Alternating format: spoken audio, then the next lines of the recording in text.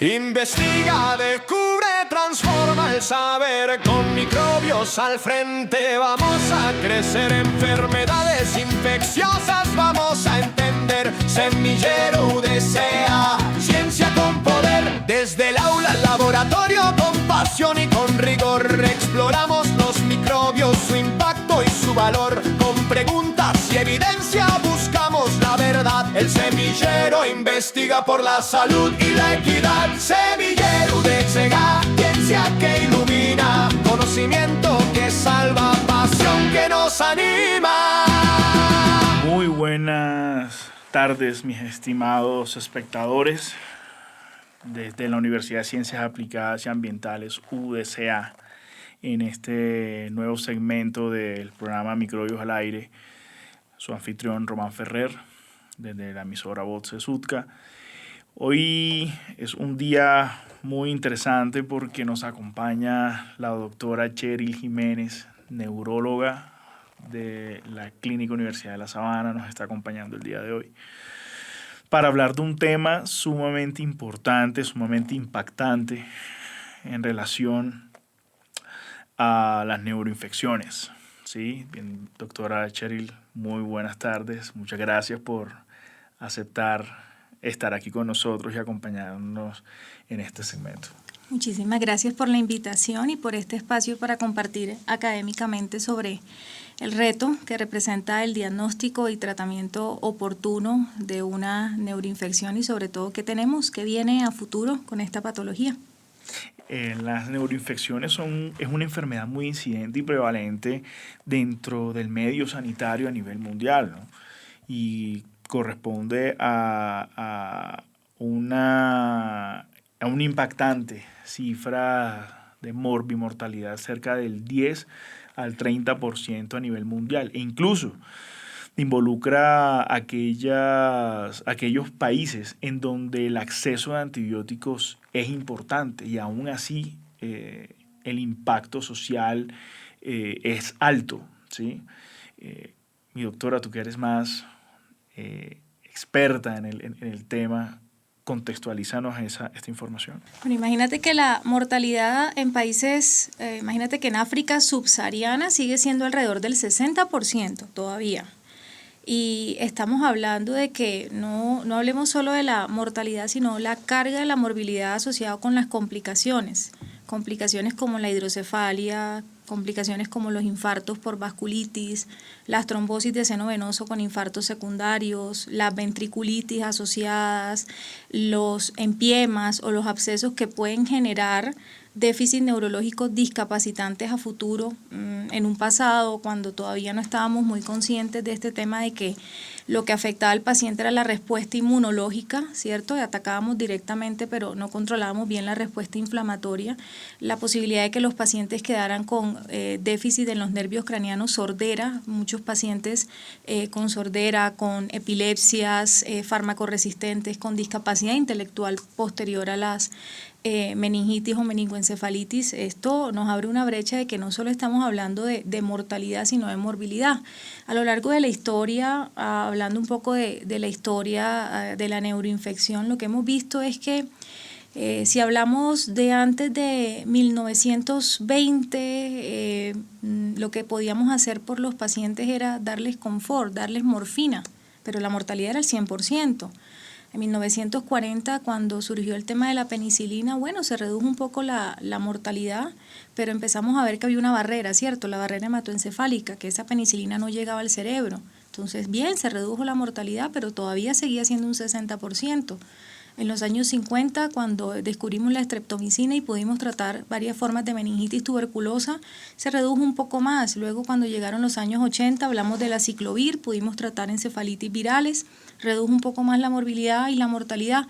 Luego llegaron todos los años 2000, la vacunación contra la Haemophilus influenza, contra el neumococo, se pudo reducir un poco más. Hoy estamos en pleno año 2020, ya no solo estamos hablando de vacunar, ya no estamos hablando de dar antibióticos, ya no estamos hablando básicamente de modular la respuesta inmune del paciente. Ya estamos hablando de entrar para precisamente disminuir la mortalidad y morbilidad, de conocer la genómica de la bacteria, de conocer quién es el huésped, de conocer los mecanismos que tiene ese huésped para enfrentar la infección y tratar directamente ello, además de desarrollar muchas más estrategias de antibióticos que nos permitan, en este caso, que reducir los índices de mortalidad. En este momento la mortalidad obviamente cambia por grupos poblacionales, por el tipo de germen y por la edad del paciente, pero se está oscilando entre un 6 hasta un 15%. Entonces, pues eso se ha logrado reducir bastante. Aquí la dificultad es la morbilidad y la posibilidad de secuelas neurológicas, y es por lo que se trabaja todos los días. No, y tú has dicho algo clave, algo muy importante, doctora Cheryl, y es esa definición, esa clasificación, pero es que de eso depende el abordaje y el tratamiento de la enfermedad. Tú acabaste de mencionar unas enfermedades características que involucran la neuroinfección. La neuroinfección es importante aclarar de que no solo se centra en el sistema nervioso central, sino que también se centra en el nervio periférico, ¿sí? Y con base a eso, pues contextualizamos lo que acabas de decir, que estamos hablando de meningitis, estamos hablando de encefalitis, estamos hablando de mielitis, estamos hablando de ventriculitis, ¿sí? Y digamos que todas estas enfermedades, aparte de que conforman este gran grupo de neuroinfecciones, pues su enfoque y su abordaje es muy preciso y muy puntual, ¿sí? Y con base a ello, podemos fundamentar su tratamiento, su rehabilitación y el acondicionamiento social, porque es que cuando hablamos de neuroinfecciones también tenemos que hablar de un impacto social, las secuelas motoras, las secuelas sensitivas, ¿sí?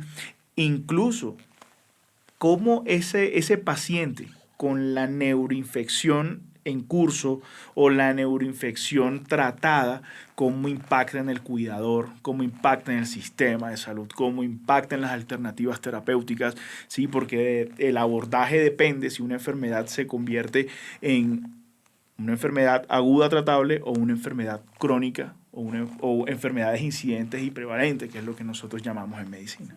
Son años en los cuales hay pobre calidad de vida y años de vida con discapacidad, entonces eso impacta negativamente en el paciente, en su cuidador, como tú mismo lo dices, en el sistema de salud.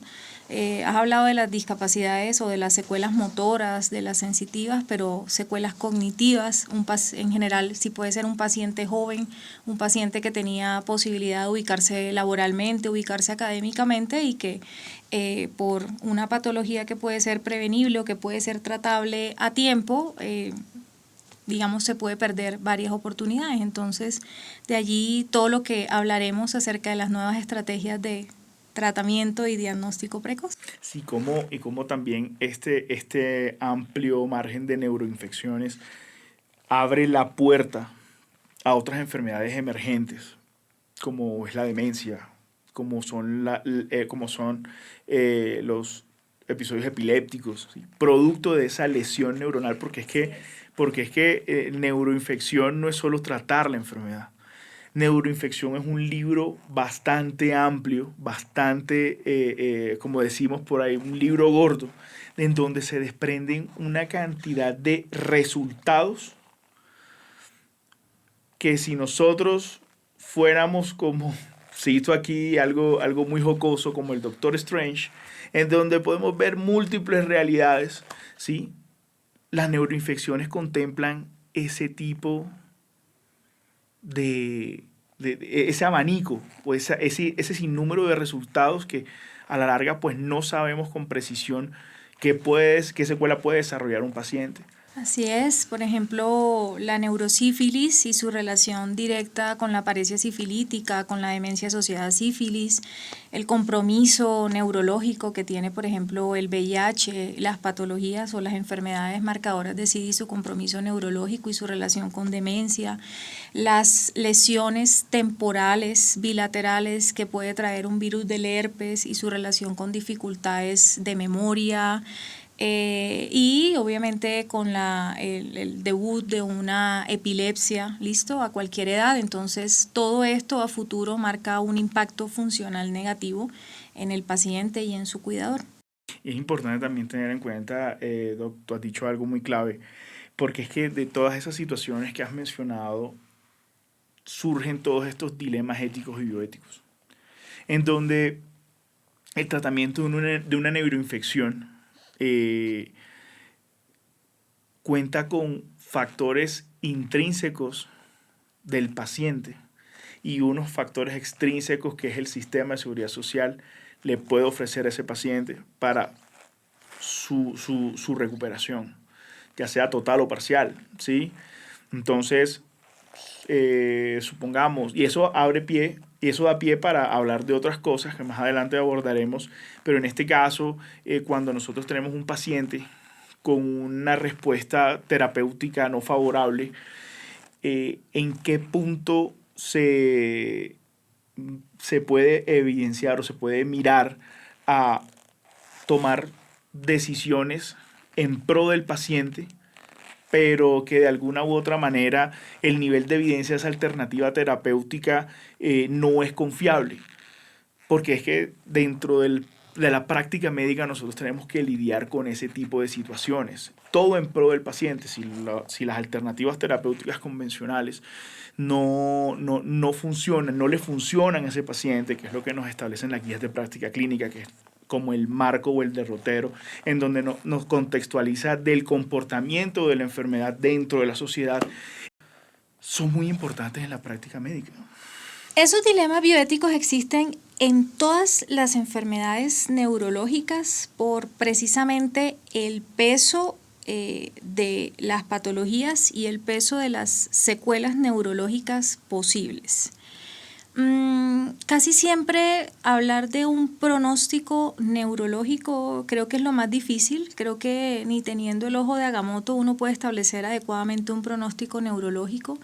Lo que sí existen son los factores de mal pronóstico. Por ejemplo, tras un paro cardíaco, la presencia de una midriasis fija o, por ejemplo, la ausencia parcial de reflejos de tallo cerebral, eso puede ser un factor de mal pronóstico. En casos de infecciones del sistema nervioso central, podemos considerar factores de mal pronóstico la edad avanzada, la anergia, es decir, el que el paciente al tomar una punción lumbar no tenga un adecuado nivel de proteínas o nivel de células en el líquido cefalorraquídeo, pacientes que de base estén inmunosuprimidos, no solo por enfermedades, sino por uso de medicamentos. Esos pacientes van a ser factores de mal pronóstico. También el tiempo que pasó desde el inicio de los síntomas y el inicio del tratamiento, de allí que siempre se parta del tratamiento precoz de estas infecciones. Esos factores de mal pronóstico no siempre van a implicar que el paciente pueda tener un déficit neurológico residual. En general, hoy en día lo que se está trabajando es en utilizar mecanismos o como formatos de farmacocinética y farmacodinámica. En ese orden de ideas, lo que se trabaja es qué le ofrece el huésped al patógeno y qué le ofrece el patógeno al huésped. ¿Qué va a tener ese huésped? Ese huésped va a tener un mecanismo de aclaramiento renal, ese huésped va a tener una edad, ese huésped va a tener unas mutaciones en su citocromo P450 que va a ofrecer una diferente respuesta al manejo antibiótico, y ese patógeno va a tener una concentración mínima inhibitoria, ese huésped va a tener unos genes de resistencia antimicrobiana, puede ser KPC, puede ser que produzca beta-lactamasas, y todo eso en conjunto asociado a los factores de mal pronóstico nos va a establecer las mejores estrategias terapéuticas acorde a la evidencia actual de ese paciente. Definir si es un paciente que va a tener una adecuada respuesta o no va a tener una adecuada respuesta, solamente te lo van a decir los biomarcadores inflamatorios en líquido cefalorraquídeo, que hoy también te lo están usando. Por ejemplo, hoy estamos midiendo el líquido cefalorraquídeo, muy probablemente no es de rutina y va a tomar un tiempo que se use de forma rutinaria, pero sería lo ideal medir biomarcadores como la interleucina 6 o el factor de necrosis tumoral en líquido cefalorraquídeo. Una vez hagamos esa medición, si están muy altos inicialmente, la idea es atacar el sistema inmunológico, porque lo que termina deteriorando al paciente no es tanto que tú mates la bacteria, sino toda la respuesta inmunológica que se forma alrededor de esa atacada, de esa bacteria.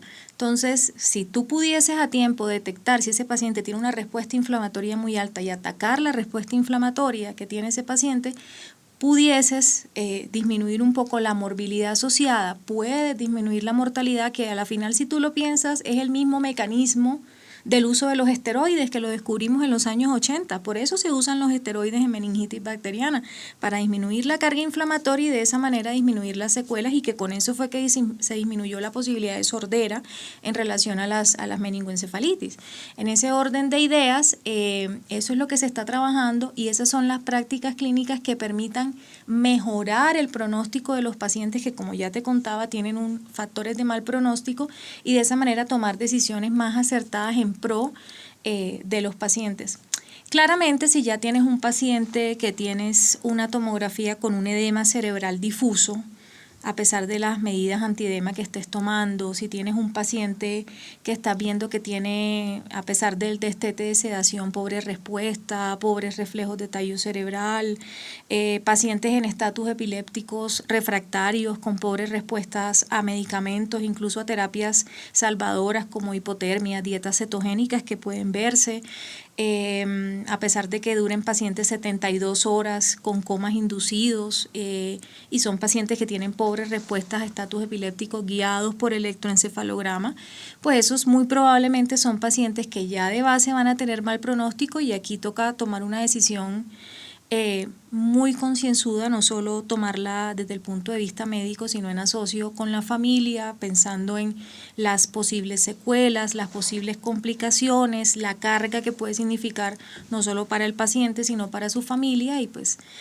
hablar claramente, pero pues tenemos mediante estos modelos y estas estrategias las formas de prevenirlo y tratarlo a tiempo. Sobre todo que hoy en día, bueno, tenemos muchas estrategias antimicrobianas para esas bacterias resistentes, que son las que nos han dado duro desde hace mucho tiempo, las bacterias asociadas a dispositivos médicos, todos estos gram negativos resistentes, todos estos gram positivos resistentes, en pacientes inmunosuprimidos, todos estos hongos, cándida, mucor, la misma familia del herpes, ahorita que están de moda todos estos virus emergentes, el virus del Nilo, hay terapias emergentes para esto. Entonces tenemos futuro, ¿no? En cuanto a lo que es el tratamiento de todas estas de todos estos patógenos, hay futuro en cuanto a las terapias que se están disponiendo actualmente. Tenemos futuro con todo este tema de la secuenciación genómica, ¿cierto? Que es lo que se está usando, es lo último. Hablar de esto en Colombia puede sonar a utopía, ¿sabes? Yo tengo fe, quizás soy de las que tiene fe. Podría sonar utopía, pero bueno, que sabes que yo espero que en algún punto en el país puedo decir, voy a hacer lo que debo hacer, que es tomar una punción lumbar, paciente con clínica de cefalea, fiebre y rigidez nucal.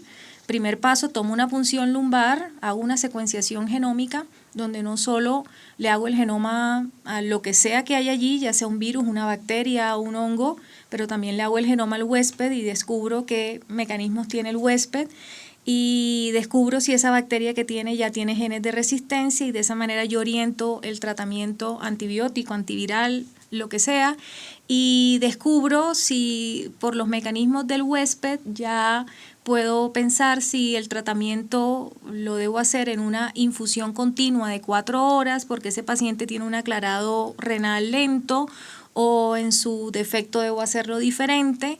Entonces la expectativa es que en algún punto podamos hacer todo esto de tal manera de que lo que me estás diciendo no tenga yo o no tengamos los neurólogos o los médicos que llegar a un punto de sentarnos con el familiar a decirle, mira, ¿sabes qué? Tiene absolutamente todo, los factores de mal pronóstico, no hemos podido hacer mayor cosa, el cerebro llegó a un punto de no retorno y no tenemos otra cosa que ofrecer. Sí, lo que pasa, y lo que tú dices es la realidad que estamos viendo hoy en día, porque es que has mencionado dos situaciones muy claras y que todos nosotros los médicos que estamos en función de la salud asistencial contemporánea, pues nos enfrentamos cada día. Y el panorama epidemiológico, o el resultado que se ve, es que sí, hay mayores sobrevivientes a las enfermedades de pacientes con neuroinfección, pero también hay mayor uso de dispositivos invasivos, hay mayor uso de antibióticos de amplio espectro por la elevada tasa de resistencia bacteriana, ¿sí? Y lo que tú dijiste es determinante, el aumento o el crecimiento de los virus emergentes, ¿sí? Y la circulación de ellos, porque también ellos están inmersos en nuestro medio ambiente, ¿sí? Que no los vemos, pero ahí están, ¿sí? Son, como lo hemos venido llamando a lo largo de todos estos segmentos, los enemigos invisibles. No los vemos, ¿sí? No los vemos. Y de alguna u otra manera están ahí y hay que buscar las alternativas terapéuticas para poder convivir con ellos, porque no van a dejar de estar, ¿sí? Ahora bien, el contexto clínico de los pacientes es lo que define si una enfermedad es incidente o prevalente. Si una enfermedad se perpetúa a través del tiempo o si es una enfermedad que puede dar a cambios evolutivos del mismo microorganismo y desencadenar otro tipo de infecciones, ¿sí? Entonces, lo que comentas de las alternativas terapéuticas contemporáneas es importante contemplarlo, porque no quiere decir que así en Colombia no se estén utilizando, sí existen. Y eso de alguna u otra manera aquí llegará. Así es. Haciendo un paréntesis, lo que decías de estas enfermedades que ahora son prevalentes y que ya viven entre nosotros, pensando un poco en el COVID-19, ¿no? ¿Cierto? Hablábamos de que después del COVID quedó mucho esta parte de la niebla mental, del síndrome post-COVID, ¿cierto? Sí, claro. Se ha hablado de que el COVID, o los estudios, los modelos experimentales han dicho de que el COVID básicamente quedó pegado al ADN, ¿cierto? Se pegó o se replicó en el ADN de las neuronas. Y ahí ahorita se están usando inhibidores de proteasas, precisamente, que lo que hacen es evitar, las proteasas lo que hacen es evitar que las grandes proteínas se rompan en pequeñas proteínas, y de esa manera lo que hacen es eliminar el virus. Por ejemplo, el Paxlovid, ¿listo?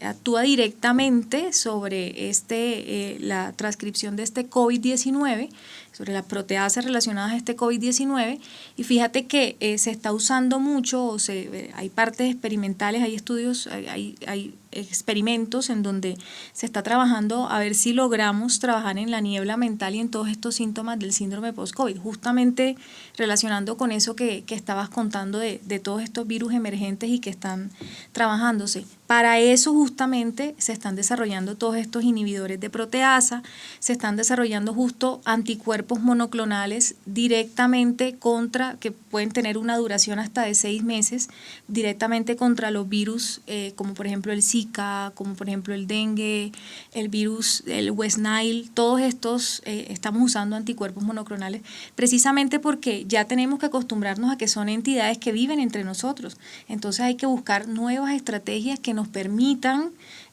poder tener un mecanismo de defensa para evitar todas las complicaciones de las cuales ya hablamos.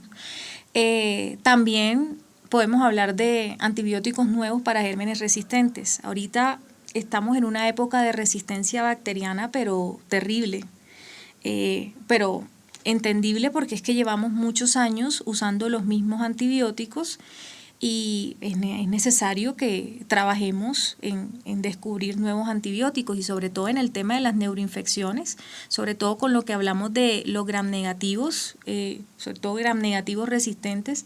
Estamos hablando de mecanismos nuevos, por ejemplo los antibióticos sideróforos, por ejemplo el cefiderocol. Se ha escuchado hablar del cefiderocol para bacterias como el Enterobacter, como la Pseudomonas, como el Acinetobacter baumannii, el Acinetobacter, que es un gran problema de las UCIs por los dispositivos, por los catéteres, sobre todo esos catéteres que tenemos este problema del biofilm, que son esta cantidad de azúcares y proteínas que se pegan a la pared del catéter, que es prácticamente un catéter con un cultivo de bacterias encima, que puede estar lleno de Acinetobacter y que es supremamente difícil una vez que prácticamente toca retirar el dispositivo y tratar esa ventriculitis asociada. Hoy en día tenemos esos mecanismos de acción. Este antibiótico, por ejemplo, que es un caballo de Troya, ¿vale? Que lo que hace es claramente simula el hierro, y como la bacteria necesita hierro para sobrevivir, pues toma el antibiótico que se parece al hierro, lo internaliza, y cuando llega el antibiótico lo que hace es destruir la pared celular de la bacteria. Entonces, mira esto, y con buenas tasas de penetrancia al sistema nervioso. Y también la evolución del sulbactán con el durlobactán, que eso... Exactamente, entonces es importante. Como la molécula suicida allí. Exactamente, entonces digamos que ese tipo de alternativas terapéuticas que son innovadoras, que son convencionales, ¿sí? Que de alguna u otra manera nos ayudan a sobrellevar estos cambios evolutivos de las bacterias, pero es que la evolución microbiana es una realidad, ¿sí? Por eso es que las encefalitis virales, ¿sí? En donde nosotros vemos que ya la mortalidad ha aumentado, que la morfología como tal del virus ha mutado, ¿sí? Y cada vez más se acentúan esas variantes virales que impactan en la prevalencia de una secuela de una neuroinfección. Así es. O por ejemplo, si ya nos vamos a los gram positivos, si es un gram positivo resistente, por ejemplo, siempre multiresistente, hemos hablado de la colistina. Entonces, la colistina tiene una toxicidad renal impresionante, también tiene toxicidad en el sistema nervioso central. Entonces, podemos irnos vancomicina con un 15 a 30%, hasta máximo 30% de penetrancia por barrera hematoencefálica. Un poquito más si la barrera hematoencefálica está inflamada. Pero entonces ya nos fuimos al linezolid, ¿cierto? Que el linezolid tiene una muy buena respuesta, ¿listo? Pero entonces luego evolucionamos al Tedsolid. Entonces ya el Tedsolid, por ejemplo, puedes tener menos dosis, es una dosis única al día. Entonces al ser menos dosis, con una dosis única, tienes una concentración inhibitoria mínima mucho mayor, puedes matar más bacterias. Y el linezolid, lo que pasa es que el uso a largo plazo te puede dar ciertos efectos secundarios, te puede dar, por ejemplo, un poco de mielodisplasia, puedes tener otros síntomas, pero con el Tedsolid esto no pasa. Entonces, fíjate lo que es la evolución de lo que ya conocemos para bacterias que ya tenemos y que pueden ser resistencia para no tratar de utilizar lo de siempre, que ya sabemos la toxicidad que tiene. Pero de nuevo, todavía mejor utilizando estos modelos de farmacodinamia, ¿listo? En donde ya básicamente tenemos calcado cuál es el microorganismo, y los de farmacocinética en donde tenemos calcado cuál es el huésped de ese microorganismo.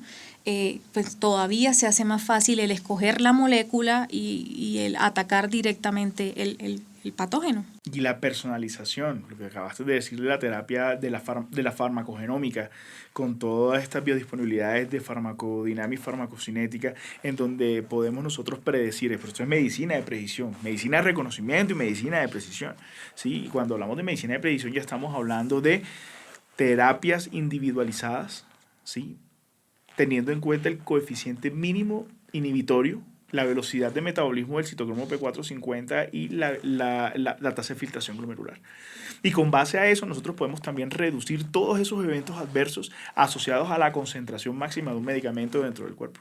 Y entonces ahí es donde también todas estas invenciones farmacológicas, ¿sí?, nos dan un panorama mucho más holístico para poder abordar de manera inteligente y dirigida el comportamiento de la infección que en estos momentos afecta a la salud pública.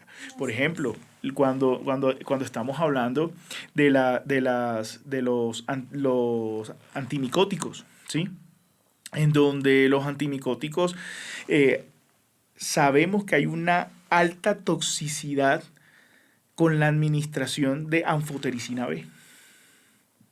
Para esos virus emergentes que nos condicionan a que una enfermedad puede ser incidente o prevalente. Puede ser prevalente más que todo porque la prevalencia también radica en la secuela.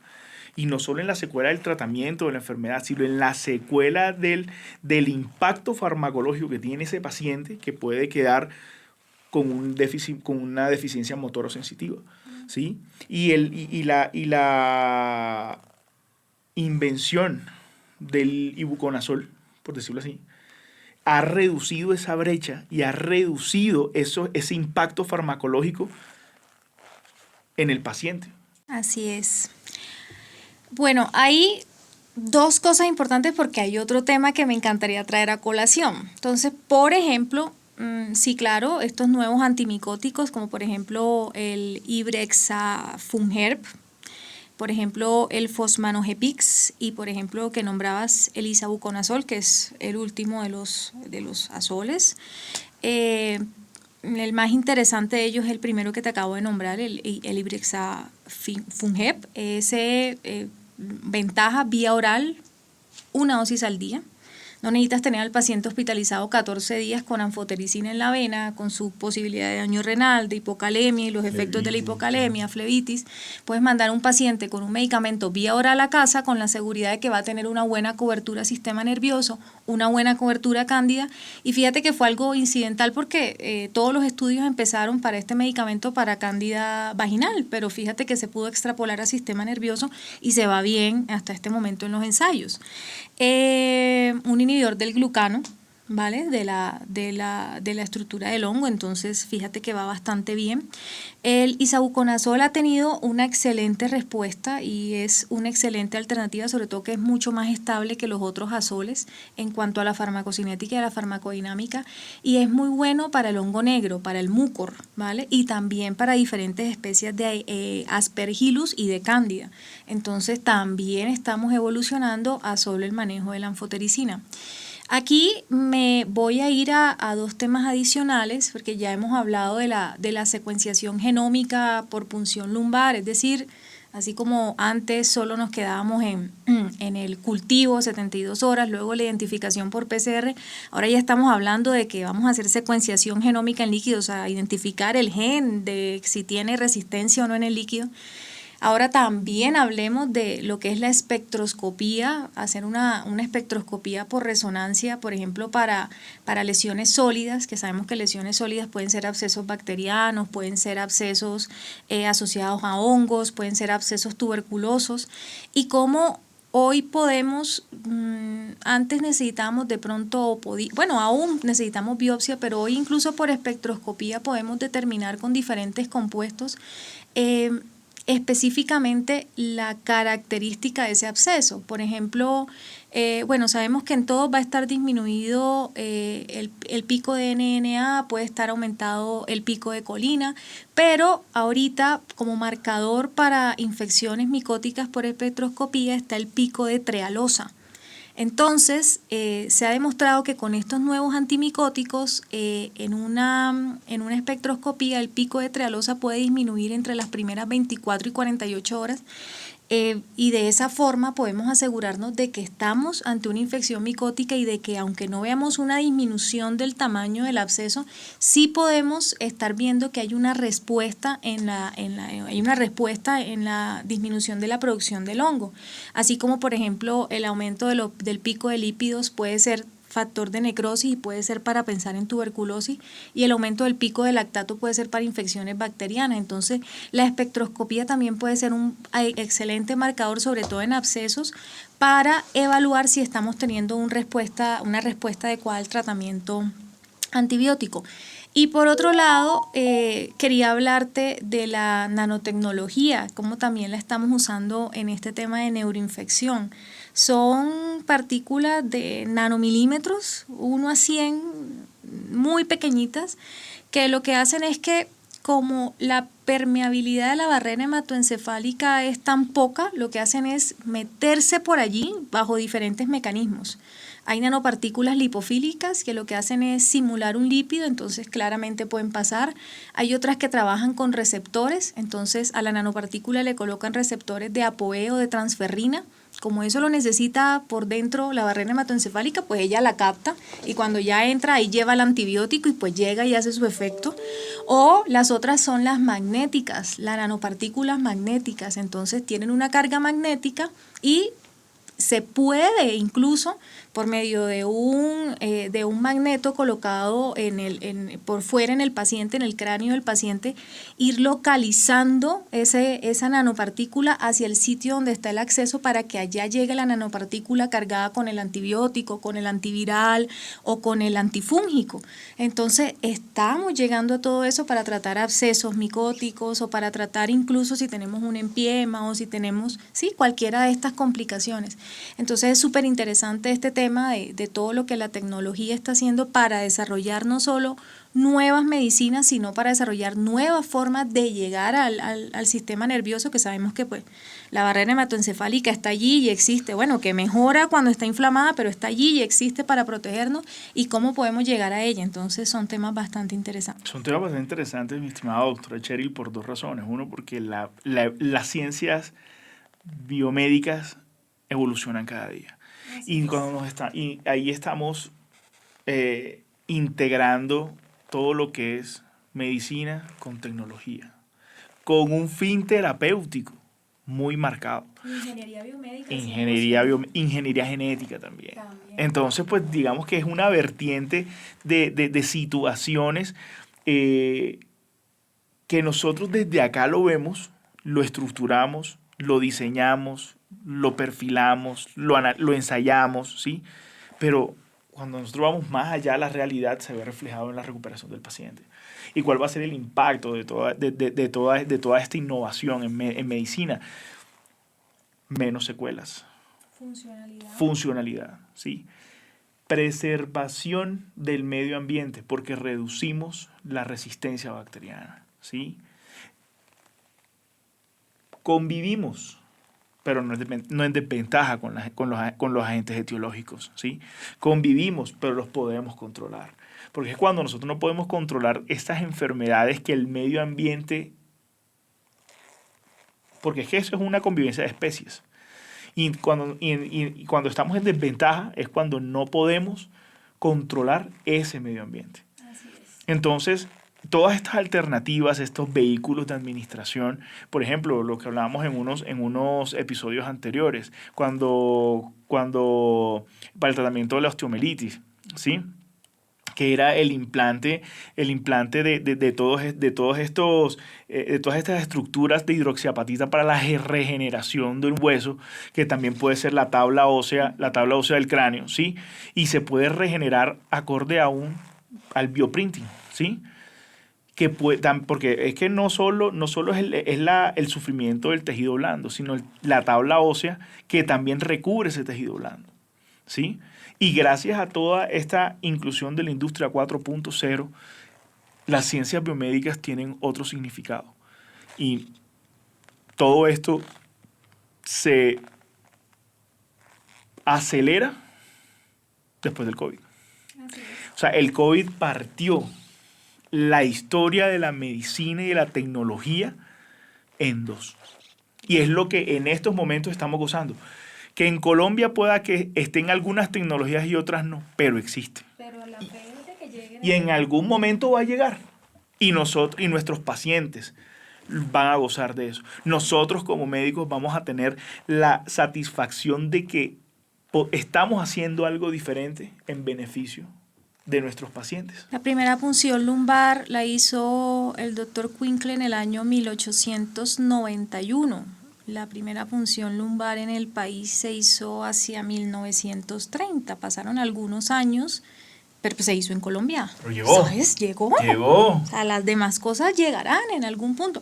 No sé si en la misma cantidad, no sé si llegará la misma cantidad de tecnología, no sé si podamos hacer lo que también se hace ahora, que es la secuenciación genómica intraoperatoria. Es decir, tomas la muestra, se hace secuenciación genómica para que el cirujano sepa con qué lavar mientras está operando. No sé si eso lo podamos llegar a hacer. Mira que no lo sé. Es que yo no lo sé, pero puede que sí. Pero en algún momento sí. Puede que, no sé si llegue el catéter que está cubierto con plata para que la plata repela la posibilidad de que haga un biofilm.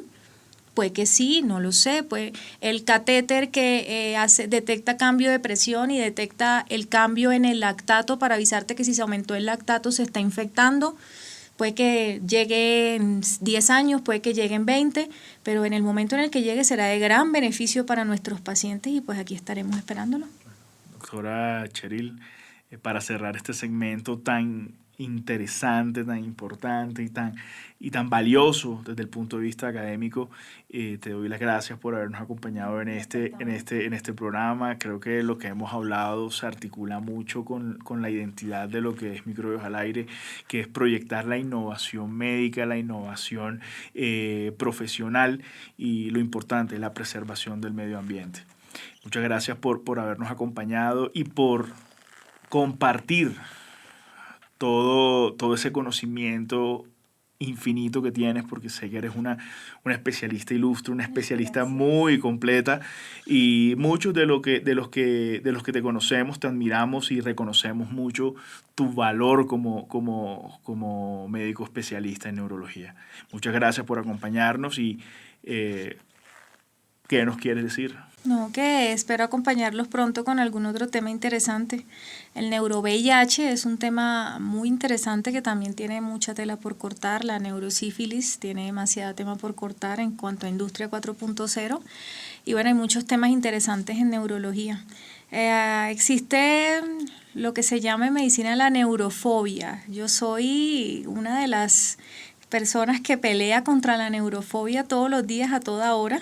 Entonces, que este sea un espacio también para decir que afuera la neurofobia. Pero claro que neurología sí. es un tema lo suficientemente interesante, y además es un tema que cuando se estudia, se lee, es bastante sencillo y pues bueno, adelante con este tema y bueno, espero futuras invitaciones para seguir por supuesto, doctora hablando Cheryl, de estos temas. Usted es bienvenida aquí en este recinto. Muchísimas gracias por tu compañía. Bueno, feliz tarde.